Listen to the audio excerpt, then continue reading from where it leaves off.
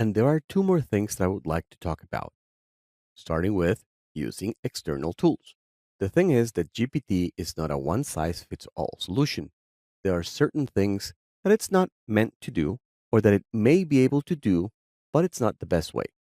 For example, GPT can use a text retrieval system to get information about relevant documents, or it can use a code execution engine to do math and run code.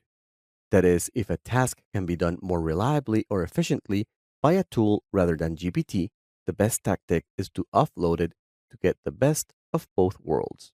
This is something that's related to functions, which is a different topic that will be covered in other related trainings. And then test changes systematically.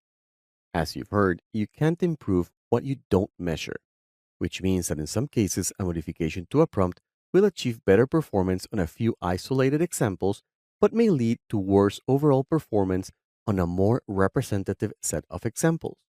This is nothing new. This is something that we've dealt with for many years with search engines.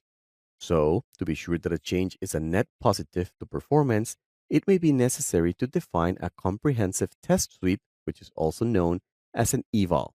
That way, anytime that you make a change, you can determine if the overall impact was better or worse.